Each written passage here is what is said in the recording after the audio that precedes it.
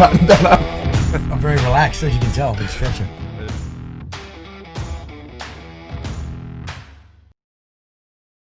Just get because you've been super busy the last few months. Is there stuff you can talk about the Bear Grylls? Oh yeah, that's all out now. So we did the world's toughest race. It's called. It used to be called Eco Challenge, and they rolled this thing out in the 90s. Like, it was when adventure racing wasn't even a thing. And the guy that invented it he did this Eco Challenge first, and then that became Survivor later on. So he was the exec producer that created both those shows. And that was kind of his big adventure. Like, he used to be a paratrooper in the British military, and then he went to Hollywood and started making these shows. And then he always wanted to reboot Eco Challenge. It was like his most favourite thing ever. And he approached Bear Grylls to do it, and they linked up, and within 2 years they'd rolled this production out, and we went back to Fiji, which is where they filmed the last one 18 years before the race was in Fiji. And we did it a second time, and they brought out their crew. It was like 1,000 people, and these guys were slick. They were like a special ops production team. They were just like helicopters. They had 6 helicopters and a bunch of like mountaineers that could do camera work as well. It was pretty full on. It was good.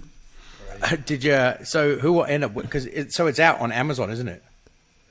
Yeah. So Amazon Prime Video released it. So they took all the shows, 10 kind of 45-minute shows, and they released it all at once. And 670k race. Went for about 10 days. We didn't sleep. We didn't sleep much at all. So it was sick. It was a really good race, really good fun. 670 Ks. Was that running, riding, climbing, everything? Yeah, it was like everything. So mountain biking, jungle hiking, fair bit of water stuff. So we did like a 40k stand-up paddleboard, heaps of like native canoe work. It was brutal. Epic. Mate, I might take notes for the first time ever in a podcast, because some of that stuff, we're putting together an event series for next year, like around Australia. Oh, yeah. What are you thinking? Well, now I'm thinking about a 60k stand-up paddleboard would be a good one. Oh, mate, it was a bruiser. That was fucking hard. Yeah, no, we're looking at... Yeah, it was good. Different spots around Australia, like all the stuff that all of our kind of audience is into, so beach stuff with ocean swims and get the surf clubs involved with paddling, and stand-up paddleboards on the list to do at some stage. And we want to get people out hunting for one of the months. We'll teach people how to bow hunt or shoot, whatever they want to do. And then just the normal standard stuff of long-distance riding or running or whatever. But those community events are the way to go, I think. And we're going to try to do something like an annual thing with Kill Kapture as well, where we go out to a ranch and do a hunt or something. It's just a good exercise to get everyone together. Yeah, 100%. And there's not it's the kind of stuff that it's not kind of left enough to be okay to put on mainstream TV, but it's the stuff that our kind of audience wants to do. And if you want to do community events, just give the boys what they want. Yeah, get a group of people together and go and hunt some stuff. Well, I bought a compound bow during lockdown, so sign me up. I'm keen. So you're packing Good it to down. go. I got one the other day. I got no idea how to use it, but learning. You got the first time I tried to fire mine, it basically shot me at the target, and the fucking arrow stayed still. These things are powerful. Yep. Because do you go take it to the archery range and just practice down the archery range and then go out, or are you just going to have a wing at pinging some?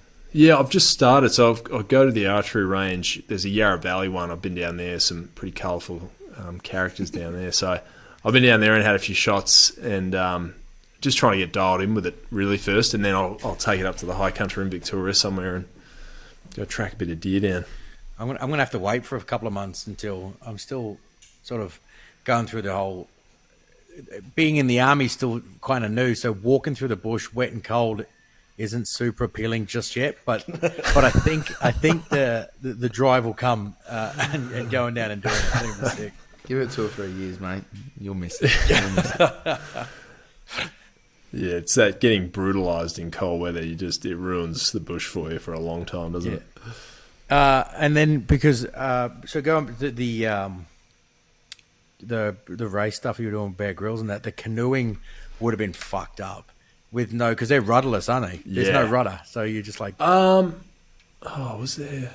Yeah, in the native ones there wasn't. So you'd have your fourth team member would steer. So we had a fairly experienced right up the back that was steering.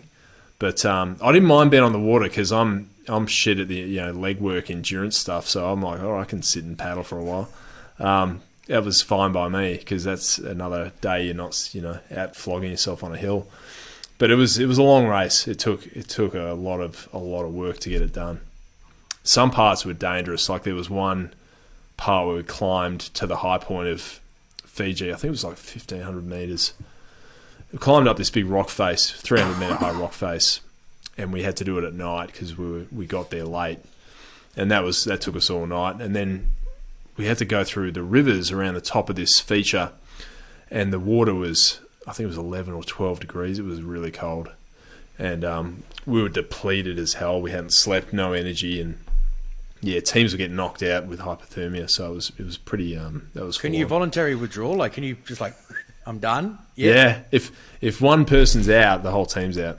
So if you pull the pin, you're done. And you guys finished it? Did you just win? What do we got? We got 26th out of 66. So not too bad. Like top third of the field. And that was my first race, so I fucking nearly destroyed me. Yeah.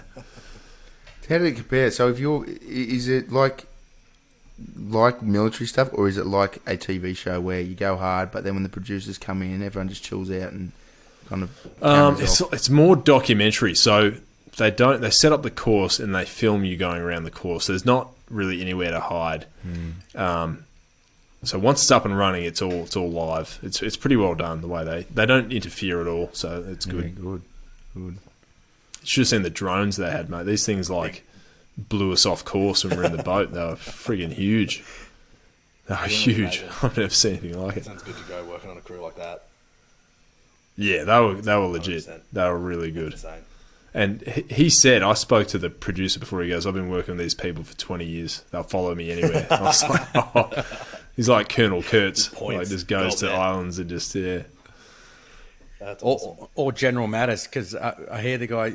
I've seen photos. The boys, the first thing when they said Keegan got us onto you, and he was like, "Hey man," and then so General Mattis is wearing his jackets. I'm like, "Fuck me, this must be good to go."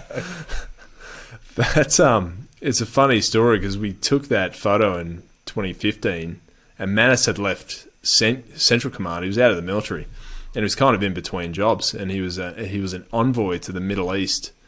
And he'd come out to business school to meet a couple of the veterans that were there, and I'd met him then. And then we managed, I don't know how we did this, but I talked him into coming out to the photo shoot in New York. And he came out and had a beer with all the veterans that were there. And at the end, we put a jacket on him and got a photo. And he was really good about it. And then we kind of had it, and we used it in a bit of marketing, and we asked him if we could, and he was really cool about it. And then we did a Facebook ad just recently, and the Marines got a hold of this in America, and it just went bloody viral. Like, there was all sorts of publications in the US just going, what the hell is this? And the website basically broke down with all the people trying to jump on and see what it was. So, it was a funny bit of marketing. And he's a good dude. He was there saying, you've got to, as veterans, you've got to go out and start these businesses because it's one of the biggest contributions you can make to national security is to make sure our economy is strong and going hard. So it was a cool thing to hear him say that. Yeah, I don't know how, from just how he, he's a narrator, the way he talks and down to the digger's level, and even some of his quotes, like you go and read some of his quotes over the years, you're like, fuck, he didn't say that. Some of them are full on. They're pretty cool.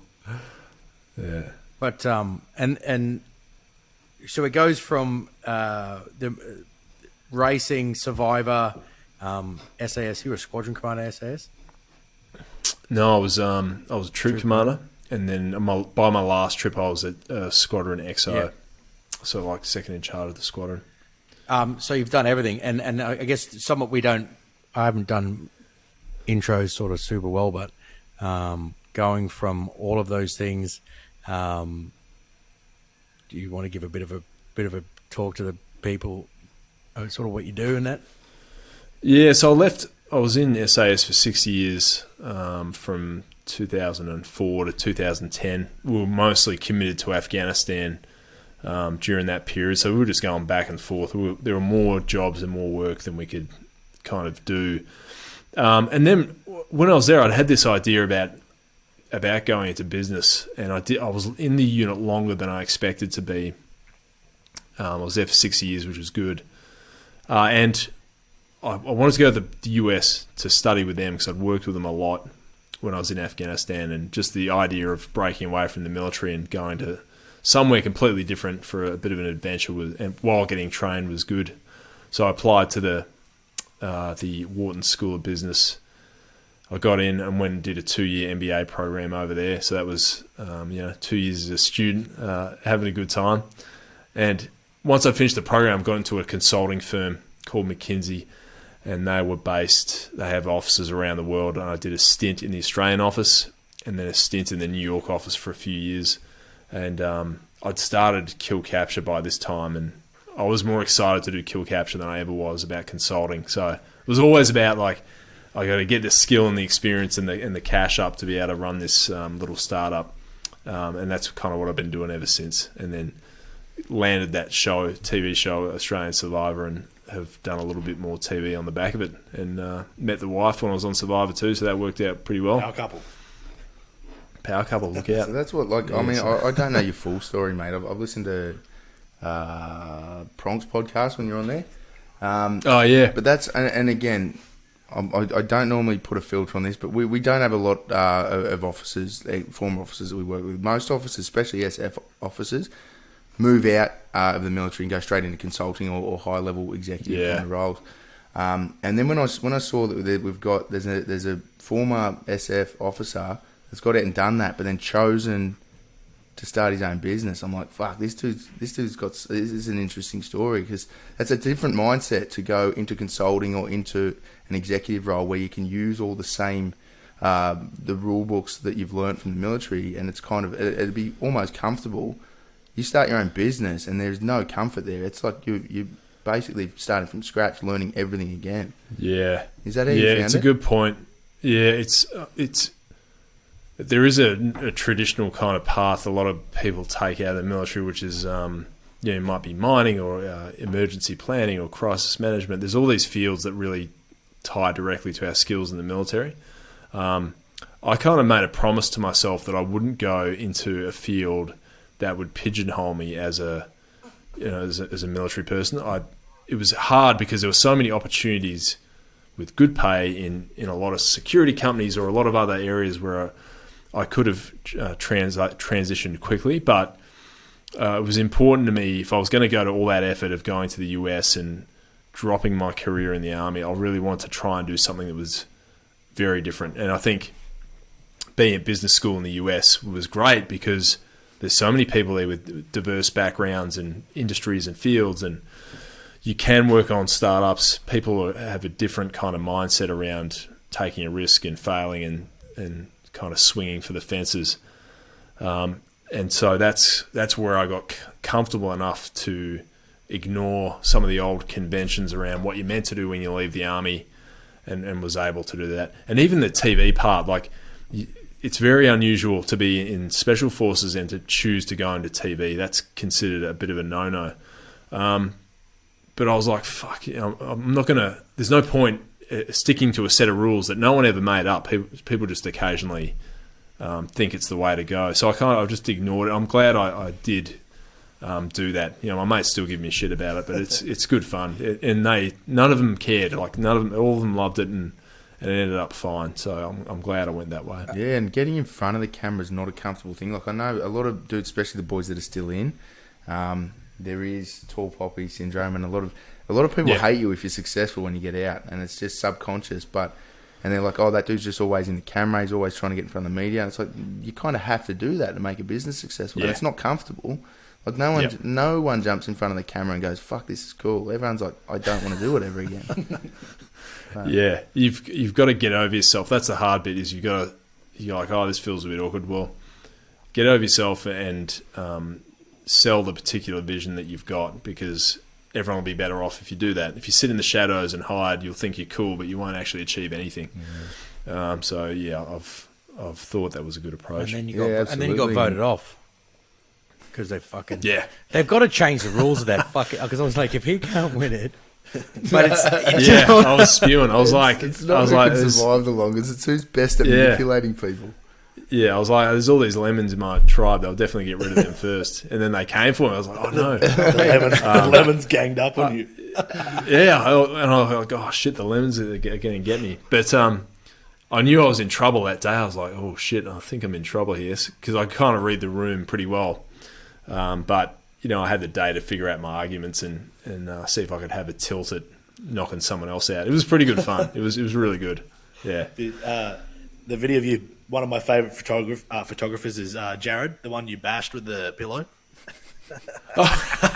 Yeah, he's a rat bag. He's a Perth boy too. Yeah, he's really good. That was the funniest thing. The first episode I watched, you just flogging, and he's a small dude. He's not big. He's beating the shit out. That whole piece, that was like for anyone who hasn't seen it, they kind of put us together on a platform, and we had to beat each other with these poles and try not to fall in the mud. And the other team was pretty smart. They put their little guy up against me because they knew they kind of write that off as a loss and use a bigger guy for something else. But that went on for 10 minutes, mate. He just lied down in the middle of that pad and I couldn't dislodge him. It was awful. I just went forever. Are you gonna go on again, Mark 2? And then what's your tactics for the second time? Oh, I would do it again. I think I spoke to the exec producer and then she's like, there's a chance we'll do theme ones like heroes and villains and shit like that. And if you're in the mix, we'll let you know. So maybe they will. I know they've got a couple more seasons planned. So if I have to dust off the gloves and get back in there, I'll go and sort out that yoga player once and for all. And it's good fun. It's good fun. There's a lot of nutbags on the show, but they're all. What do you go back as, the villain or the hero? Oh, well, actually, this time, because last time I didn't say anything about my military career, and because I remember when I was auditioning, the producers were like, "Oh, you're not going to say anything about it." They got all excited about it, and I thought, "Oh, they must want me to keep that as a secret," and so I did. I'm like, "All right, I won't say anything," and I kind of pulled it off. No one really guessed it, but later they weren't surprised. So this time, if I went back, I'd actually be going as really myself and as a military person, which would be good. Like, I will fucking find you if you gang up. I'm gonna have to torch that lean-to at one point. I'll just have to set fire to it and make sure no one goes without everyone's without sleep and food and all that. Because so your transition was pretty seamless from getting out, from doing all the like Survivor and moving through. Was there pitfalls that you sort of found leaving the boys, and that group of people? I mean, regardless of whether it's SAS or regular army, was there a pitfall? Like, did you sort of slip off? Oh yeah, I mean, and my transition on paper looks good. It's like left and went to a good college and got a good job. It's very isolating to leave your tribe behind that understands you, knows your experiences and knows your value. To lose all that, to take a uniform off and walk off into the bloody wilderness it's hard. You're without a lot of your friends that you've grown up with and shared a lot of hard experiences with. When I got to business school, there was a veterans club there, so about 30 people in my class are all a mix of people like Marines and Navy SEALs and submarine pilots, and they were a really good crew. So we all hung out together at business school, and they were legit people. And actually, one of my closest mates there was an F-16 pilot. He used to be an instructor at Top Gun, and he looks like Captain America, like big jaws, 6'5", and he was a real deal. So we had all these cool people there that were I could kind of share that former experience with, and it ended up fine, but there were some hard moments. I think it's hard for anyone leaving the military. It's rejoining society is not easy. Yeah, I think it's like, I don't know what it is, and not trying to put a big thing on it, but leaving your tribe and that group of people, And it's even common terminology as well, isn't it? Like stuff you say, Yeah. even Yep. just talking shit, going to work, being social. Yep. And then we're sort of finding it out doing Swiss 8, where you hire a veteran and teach them business rules, or do you hire a business person and try and inculcate culture? Do you know what I mean? Like, what do you fucking do? Because Yeah. Yeah. And you would even see with Swiss 8, the fact that you've carved out your own little project, which is, there's really good purpose attached to it, and it's exciting, and there's no real roadmap for doing this sort of thing. That's fun. It's something exciting to do that you believe in, and you're probably excited to go work on it every day. Otherwise, you just wouldn't do it. I struggled a lot when I was consulting because I couldn't attach the purpose to it that I used to once in the military. So I found that hard. But then doing my own work, whether it's kind of presenting or doing Kill Kapture, I've enjoyed that a lot more. Yeah, I think so correct me if I'm wrong, this is how I've experienced it anyways. If you leave the military and you're so chuffed about your previous identity, and you rest on your laurels and you use that to be the driver for your next job, whatever, then that becomes just a job and your identity stays in the past. And and that's when you get comfortable and you get bored and you get sick of going to work and you hate it because you're just not doing something you love, and you start to get depressed because you miss where your identity is still attached to, which is the old version of you. Whereas if you can find something, like move out and find or remodel yourself, remake yourself, find what you want to be next, burnout's just not a thing. You just get up every morning, you love going to reinvent yourself, and it does start to eliminate that depression of like thinking, oh, I'm never going to be that soldier again, because you're like, I'm not looking that way, I'm looking this way, and there's a bunch of challenges I've got to sort out today because where I want to get to is that way. I don't know if that's been the same experience with you, but that's what I've found definitely in finding a new way to reinvigorate yourself or re-identify. Yeah, I think if you're in a job where it's a real grind to go every day, you've eventually got to change that because it's not going to get better. I think as well when you leave, the only caveat I'd say is it helps if you can do some sort of an apprenticeship in some way, even if you just do a year in someone else's startup, or just go and learn the ropes in someone else's business. If you can, that's always a good thing because you kind of watch best practices and how people do things well or not well, and that'll just help instill a bit of humility in you for the field you go into. I think sometimes, and I had this, I'm like, I'm ex-special ops, like send me out there, I'll tear this place to bits. You go out, you're up against people that have been in business and families for 100 years. They're killers. You're basically walking onto a battlefield with no training. If you think you're going to go out there and dominate these people, they will show you a lesson or two. And I think you've just got to have that humility for the field you go into and either train yourself or just do a short apprenticeship and then get stuck into your own project. Yeah, that's something I think Australia misses is internships.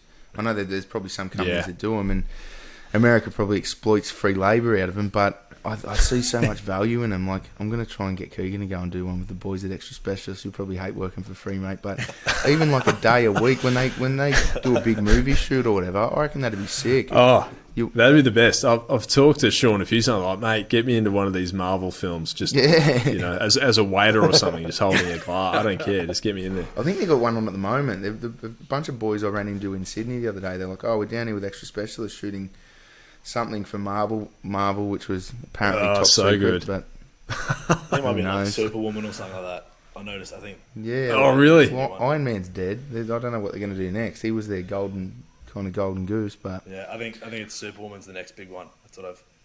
Oh wow. Yeah, that works well. Yeah, interning on that. Sure. I don't know. What do you reckon, Keegan? You keen? Down for it, 100%. Imagine getting. If I was interning, on a Marvel movie, yeah. Yeah. Do you want to intern for Swiss 8 as well? I'll be a fluffer. No.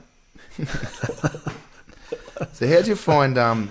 Moving on from fluffing, how did you find you did an MBA or went to business school? Was a lot of that relevant for a startup, or is it?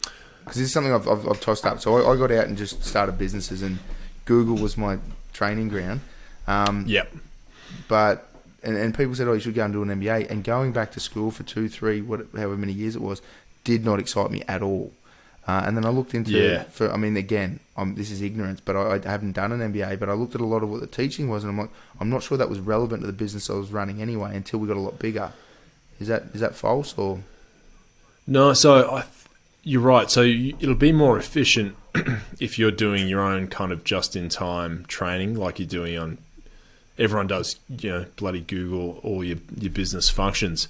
I think the advantage you get from an MBA is you get to learn some of the concepts which become a part of your toolkit and you can then use for the rest of your career. So instead of learning how to play a drum kit as you go, you're getting a bag of shots or hits or punches or that you can use in an alphabet or you can unfold them any which way you want. So it's really just getting a few fundamental concepts which on their own aren't that applicable. When you start looking at them in a business sense, they can be really helpful. Like, I'll give you an example. I was in accounting at business school and it was bloody hard. The class average was 93%. It was that high. Like, these guys they're accountants. There were CPAs doing it with me. So I was getting smoked by them. But I remember a couple of points in there, they're talking about, inventory and inventory shrinkage. They're like, if you have inventory in your business, it will shrink over time. You'll lose value. And this is how we account for it. And I just kind of, that little thing, I locked that away. I'm like, all right, I'll remember that. And then later in Kill Kapture, for example, I don't hold any inventory. I don't hold any at all. It's all done just in time. And those types of things were taken from that time in business school. So that and a bunch of other things I learned in marketing.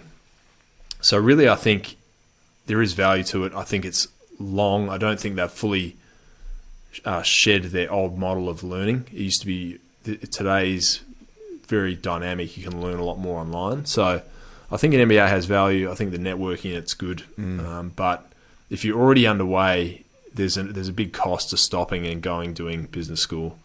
There are shorter ones, like there's INSEAD and there's exec MBAs, which are probably better, so you can do them out of hours. But yeah, there's a lot of good options out there. Yeah, but you didn't go to just any business school. You went to an Ivy League. Yeah, it was full on. Like I was partying quite a bit when I got there because I was so excited to be out of the military and in business school. And within 6 months, I was on academic probation.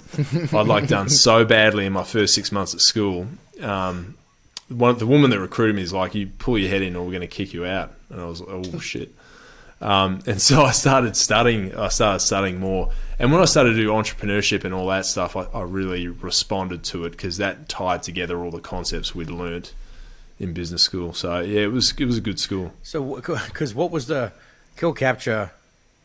What's the thought? Like, why is that your passion? What's the story behind that? So I had this idea on my last tour in Afghanistan. It was like 2010, and we had the Cryo Precision uniforms. And I'd always liked fashion stuff. I'm like, imagine if you made a fashion line that integrated all the design aspects of the uniforms we wear because they're so functional and streamlined and minimalist. Like, imagine if you had a brand like that and it was a modern military brand heritage. How cool would that be? And I remember thinking that, but I had no idea how to execute it, how to actually build the stuff, how to do the branding. And while I was at business school, I had that in mind, and I was able to do a couple of classes where one class was on advanced entrepreneurship, and you literally start a business and went and reported on it every week at school. The whole class did. And there was a professor there that had raised and sold his own business for several tens of millions of dollars. So you had these experienced entrepreneurs that were kind of showing you how to develop the business plan, how to pitch it, how to iterate on it.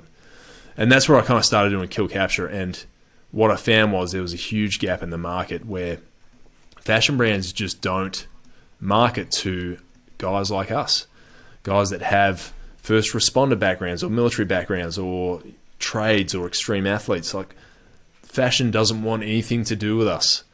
And so I thought, if I can bridge those two worlds with a brand that's actually got good values and isn't just about status or wealth, like that could work.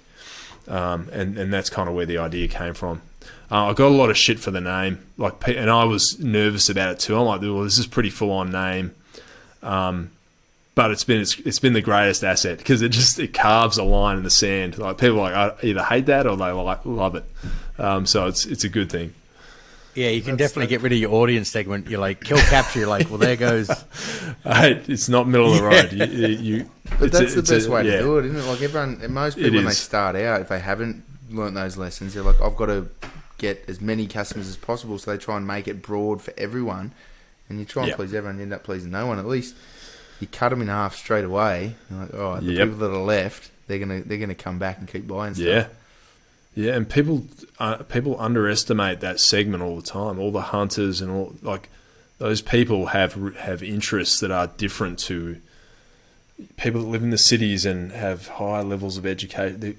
They control a lot of the dialogue that you see in the world today, but the other people that are less heard of have strong interests, and they also have money to spend, and they don't always get listened to. So I think I had those people appreciate it when there was a brand that spoke to them. I think that's what we're like. There is two very distinct dialogues. There's Carl Stefanovic morning TV dialogue, and then there's what everybody else does at the polling booth in America when they're like, "How the fuck did Trump get in?" Like, well, because that's what everyone else was thinking, and you're just shoving a narrative down their head.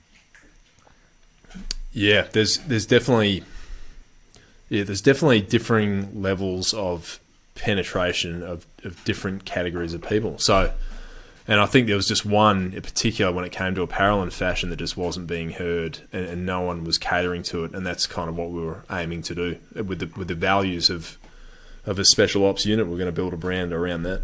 Oh, I love it, mate. I reckon it's sick. Like, so in dudes fashion, I mean, I'm not highly fashionable. I mean, all the other boys will attest to this, but dudes that are, forgetting political persuasion, but dudes that are into that kind of lifestyle, pre this, it was like, I can go and buy a fancy flannel or a super outdated leather jacket, maybe. And even before I saw yours, like, buying a leather jacket would not have interested me. Look at that, and I'm like, I could get behind that. It's actually good, but my high end, if I'm going to get dressed up and go out, other than if I have to wear a suit, which is like once a year, but it's like flannels or shirts that are realistically just mutton dressed as lamb. There is no one else servicing that market. Yeah, kind of bogan dudes with money. Yeah, and you want to have that story attached to it, because that's really what you're kind of selling. You're selling not entry of that tribe. You're selling your colours of that tribe. It's like, this is what we stand for. Like, people that have an Apple, they're creatives, and people that have IBM are kind of the corporate hacks. Like, there's different tribes carve themselves out with these products, and that's kind of what we've always tried to do. And we're not perfect. It takes us forever to make these jackets. We get sizing wrong all the time. Some of the things we roll out are terrible. Some of the ads we do are terrible, but you learn and you experiment, and that's kind of the way to do it.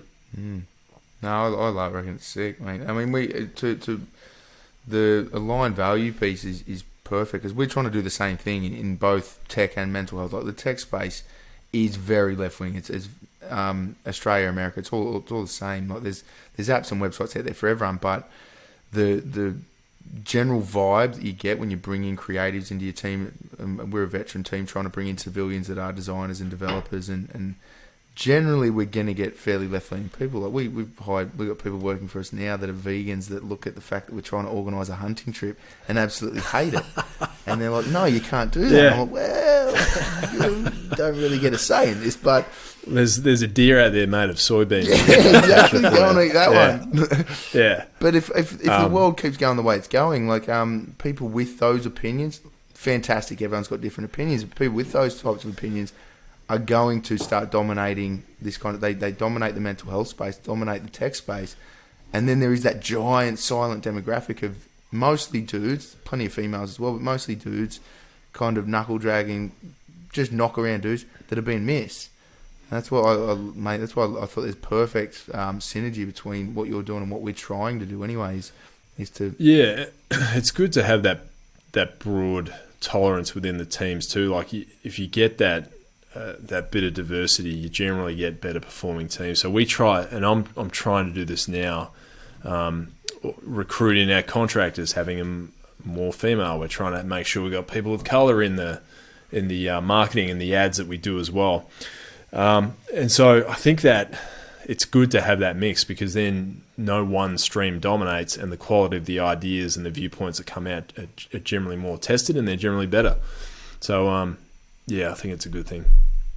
Yeah, it's the whole veteran. I don't think people quite understand, and I'm not saying the word veteran and anything like that, but the terminology that we use and the workforce, or even the political stance, or anything, even to the point of dark humor, where civvies don't understand dark humor, and when dudes will laugh at a real fucked up situation and be like, I don't know how the fuck they could do that. I mean, there's some stuff in the media at the moment. There's some stuff going down. But dark humor is a coping mechanism, and it was for people that went over and did some fucking really shit things. Civvies don't understand it. They don't really quite get that whole gist of everything.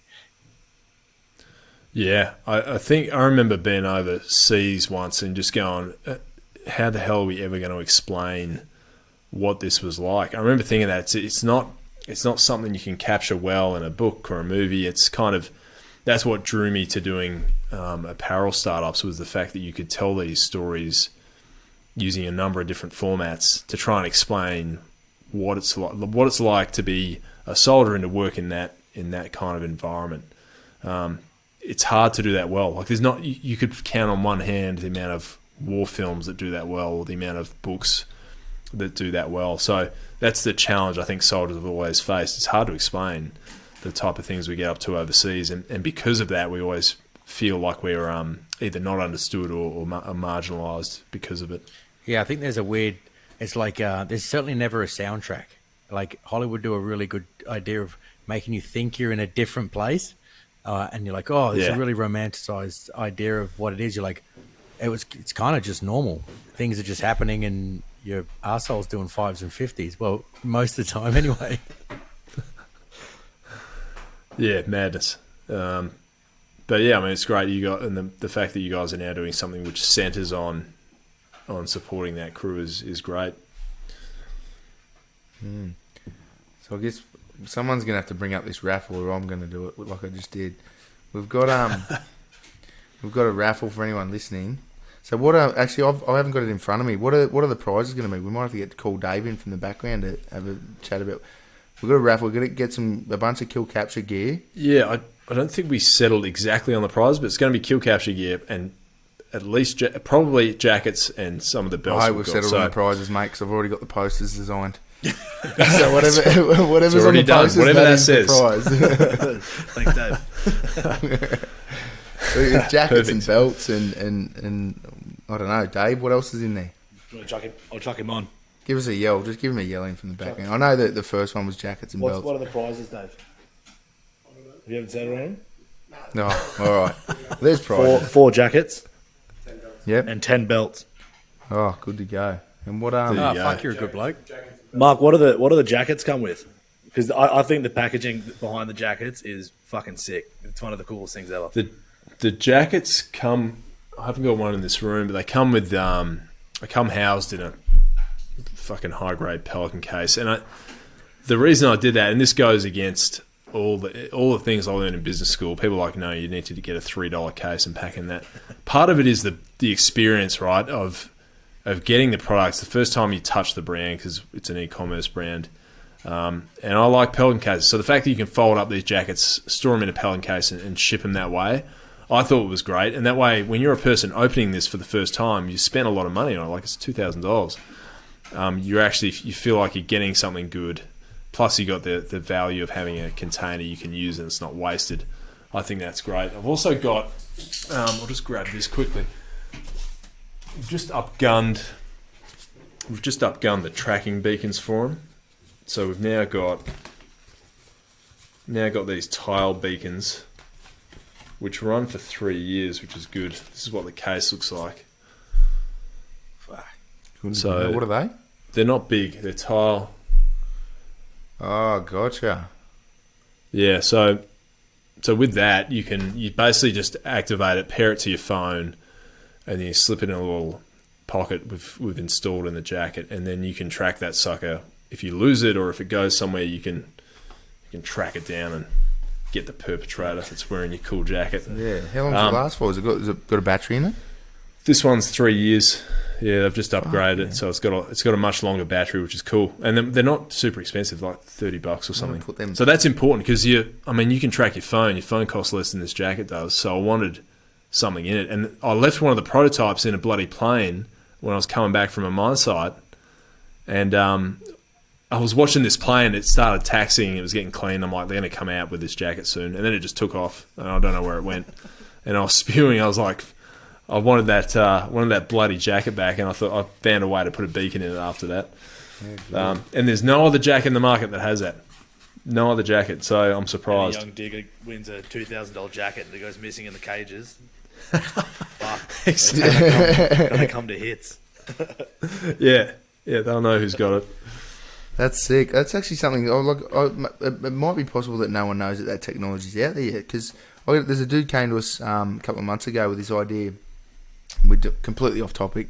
My kind of forte is to go down rabbit holes that no one else knew existed. But we did some work with a veteran kind of tech startup accelerator, helping recruit guys that want to run an idea through it. And one of the boys came forward and he's like, I've just pumped a bunch of money and got these things manufactured through Alibaba. This is like pre-COVID. And they were like Fitbits for a dog.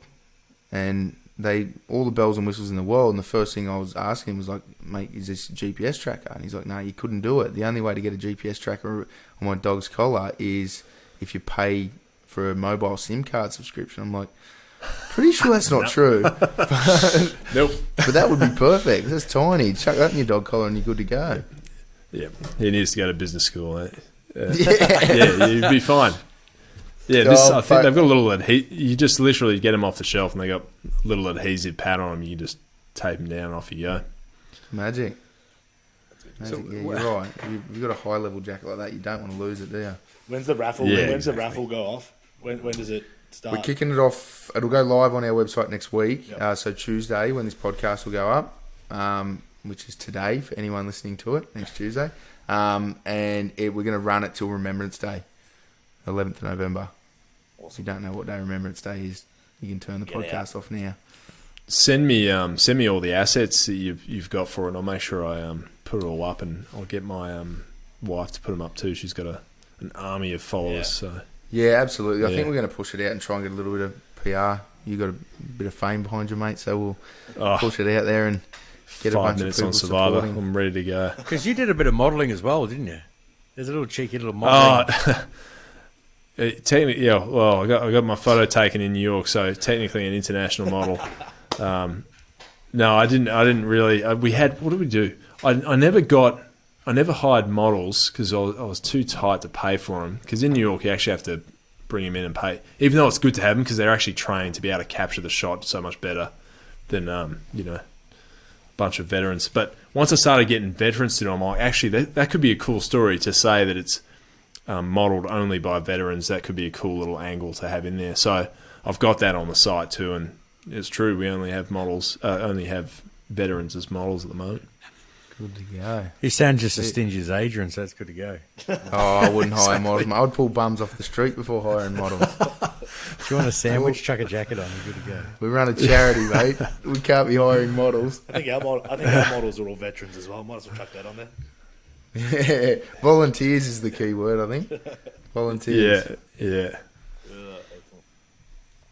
No, so mate, I think it was good to have you on the show, and hopefully we can get you on some more and get you in the space of Swiss 8 if you want to jump in and help out. It'd be sick, mate. Of course. Yeah. Before you cut it away, I'll throw some, because the camera's rolling. I always throw the hard questions out at the end.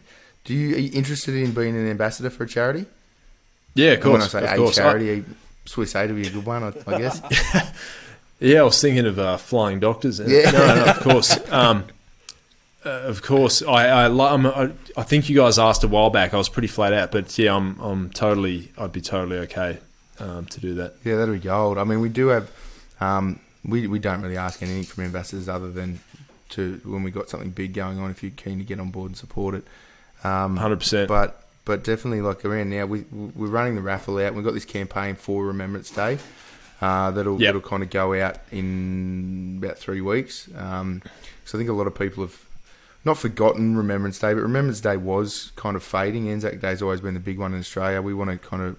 no one got Anzac Day this year, so it's the perfect year to start it. We kind of want to reinvigorate Remembrance Day, because Remembrance Day is kind of for the entire world, whereas Anzac Day is just an Aussie thing. Remembrance Day, we can kind of we've got partners in the UK and the US, like most of the veteran community does, and we want to do stuff we can all work together. But yeah, we've got a few campaigns coming up, and we'll send some stuff out, and if you're keen, do some promos or whatever we have coming up. Yep, absolutely. Some meditation videos one day. Exactly, I can do all that. Some yoga for you. Yeah, and yoga instructor, he can run you through it all. I'm pretty much a yogian. The terminology qualified, not competent. This sounds like a ploy to get involved in the yoga crowd, mate. I've heard this one before. All three of us did it. And what do you guys have on the horizon? I guess for your projects. What are you guys doing with Swiss 8? Well, I mean, we just relaunched the app. We kicked it off as soon as possible, like a year and a half ago. It was all like kind of privately or personally funded.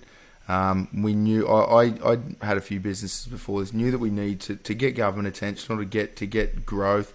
We needed to just get an MVP out there so that people knew who we were and could see that we existed. And to keep it cheap, we had to go offshore. And it was, for about a year, the MVP was dog shit. It was small parts of it worked, and there was people that needed. There was boys out there messaging going, "Hey, I just need a meditation thing to help me get to sleep at night." And I'm like, sick. Yeah, right. The app doesn't work that well, it's full of bugs, but those pieces work. So let's keep it live and keep fixing it.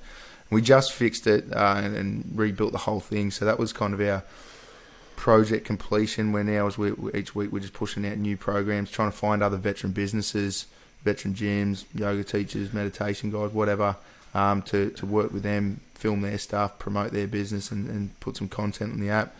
And we'll keep doing that. How many people are active on the app? Like, how many people are part of the community overall? Using it?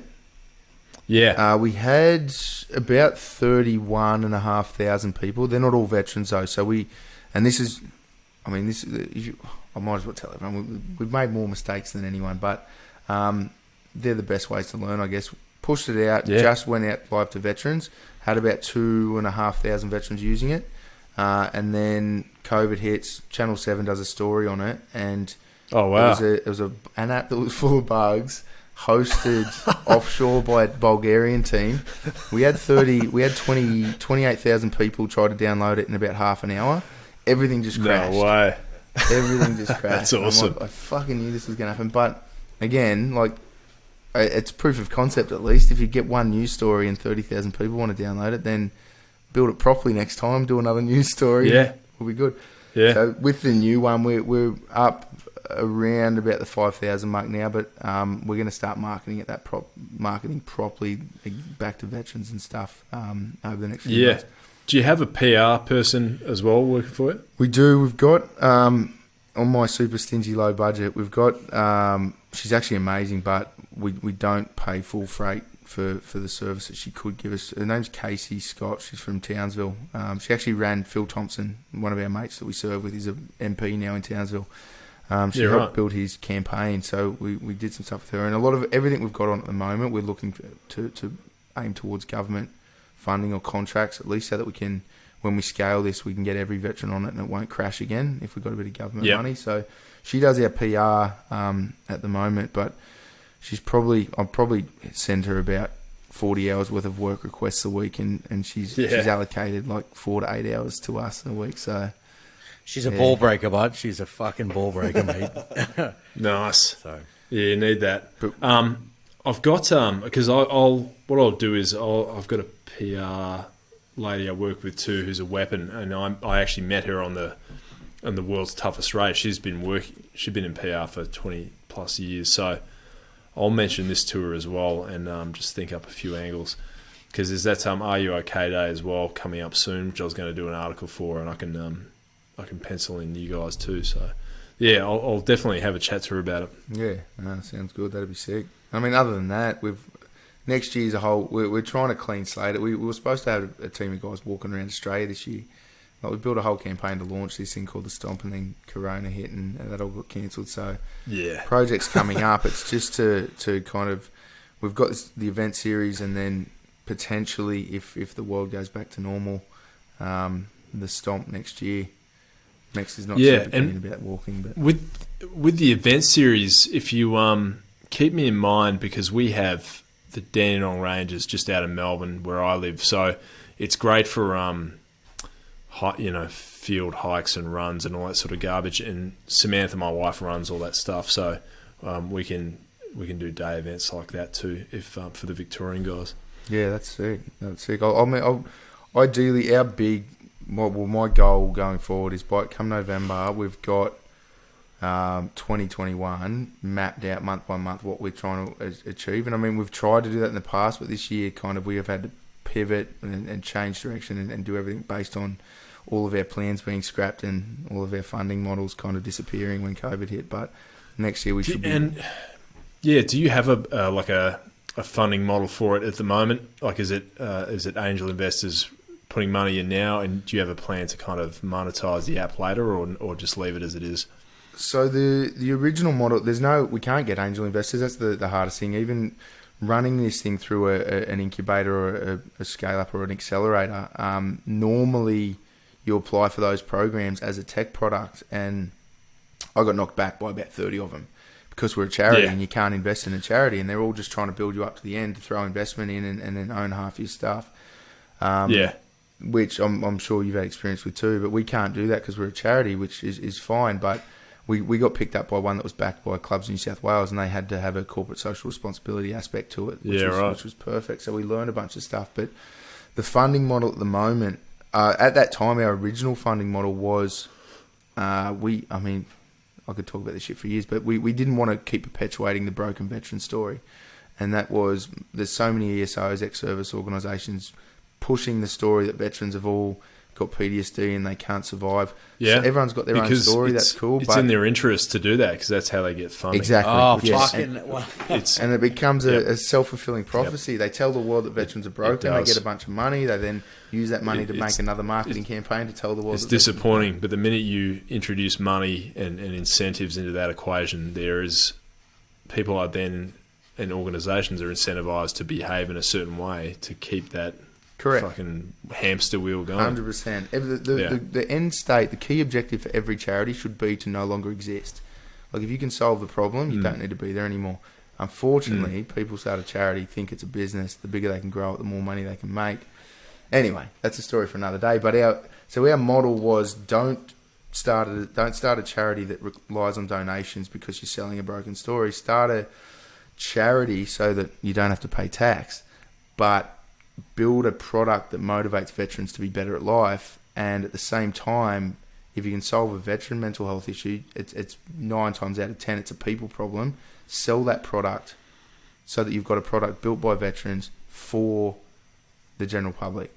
And then we got to the point where we were originally in the App Store going to charge general public $20 a month, but when COVID hit, we kind of realised that everyone in the world, or everyone in Australia at least, needs mental health tools, whether they understand it or not. So we made it free for everyone, with about a 3.5 month runway before our burn rate was going to kill us, giving it away for free to everyone. But BHP thankfully came on and backed us, kind of kept us rolling, and now we're solid. We've rebuilt the app. It's free for everyone, and now the new funding model is going to be same thing, but we are pitching it to big, like giant corporations, to pay for use as part of their it's CSR spend, but it's also part of their wellbeing program.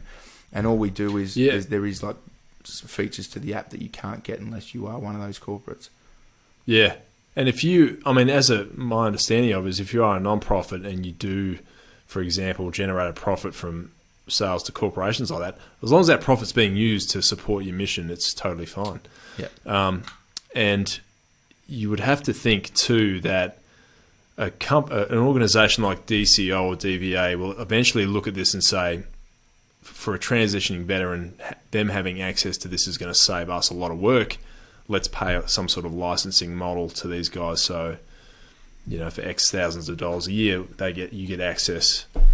If you're a veteran leaving the service, you get immediate access to this app, and that's another potential model I'm sure you've looked at. Yeah, I mean, that's what I'm working on actually an hour before this podcast was the concept model for DVA to pick it up, and essentially just keep the lights on for us so that we can keep pushing this thing out for free to veterans, which I'm fairly confident will be successful. I mean, the big piece that we want to focus on is bridging the gap between defence and DVA, because DVA at the moment really picks diggers up about a year or two after they leave, if that. For some, it can be way longer.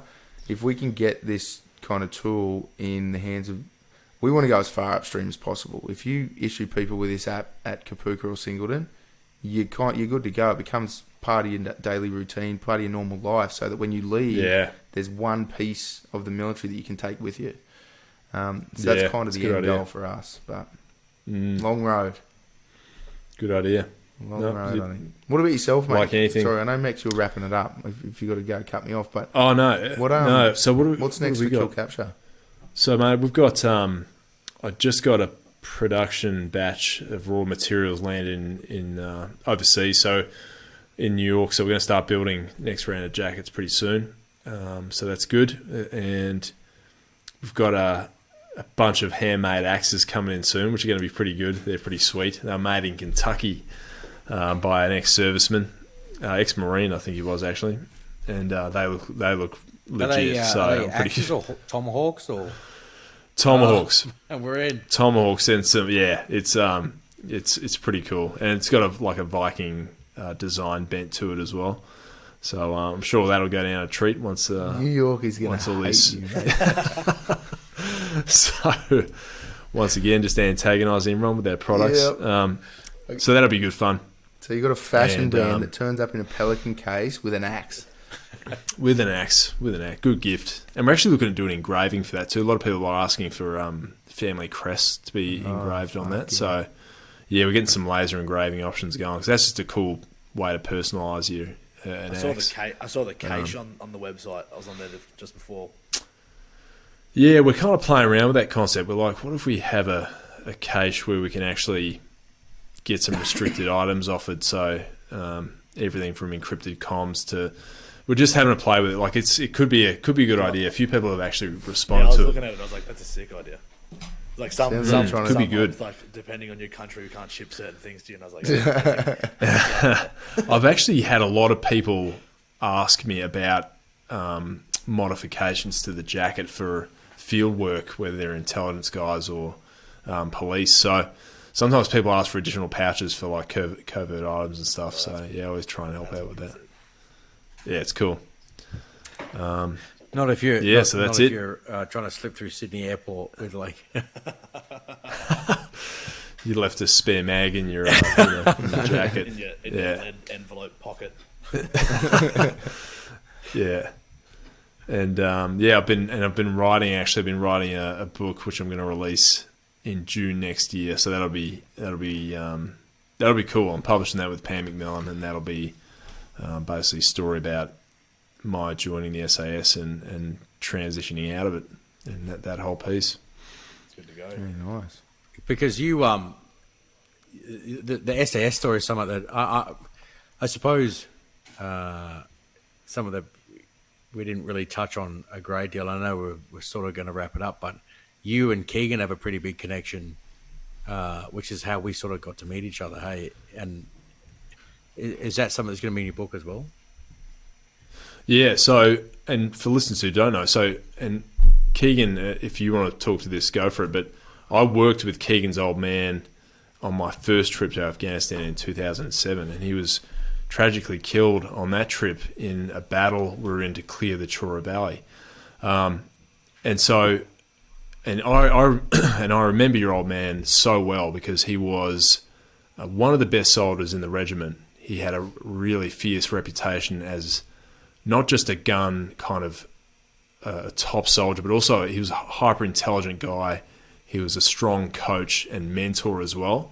And I think in the case when I first met him, I think if he sensed you had the best interests of the team at heart, he would do anything to help you out. And he was that way with me. So He coached me in a lot of the techniques he used on his last trip in Afghanistan, showed me some of the nav tips, showed me all sorts of things that he didn't have to do. So I remember that was a key kind of life lesson for me after we lost Matt, that I would always try and show that level of patience and wisdom and leadership in people. So that's kind of his legacy for me. And I always thought about Keegan being a young guy, to lose a father at the point you did when you're a teenager and you kind of do need a father. That's a hard thing as well. So yeah, I mean, it's good. It's great how it goes full circle, and now it's great to be doing something with you as a young man. It's good to go. I remember you coming, I think, a few legacy camps you dropped in on, or I think one of the legacy camps down at Bustleton, was it?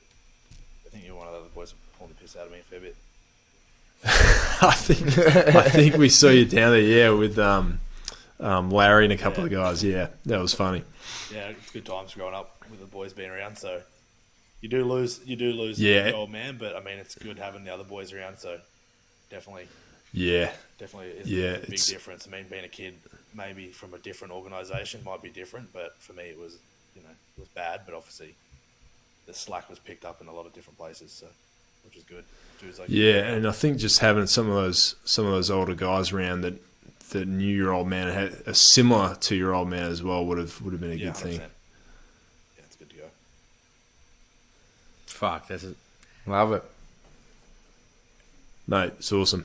It's good. Like you gotta, it's a good thing to do. Yeah, I think what you're doing is a great mission, and a lot of guys do need that help. And like we were saying, it's not doom and gloom when you leave. There is a whole bunch of options you've got, and there's a lot of people that want to help you succeed as well. 100%. So yeah, it's good. Cheers, mate. Hey, and like I said, thanks for coming on and talking, mate. And I know there's some pretty big conversation points in there, and hopefully we get you back on soon. If you release a new product line or you want to come on. If you're gonna go and win Survivor again, it'd be sick. I'll come on throwing my axe around on the show. That'd be sick. Do that. Come on the book. You said you're based in Victoria, is that right? Yeah, Dan on Raiders just near Melbourne. We'll tell you that. One of the events will have to be in Melbourne next year anyway, so we'll come down and throw axes at people. Oh, the Melbourne, or what do they call them? Melbourneites? Melbournians? They'd love that, wouldn't they? They're about as left-wing as New York.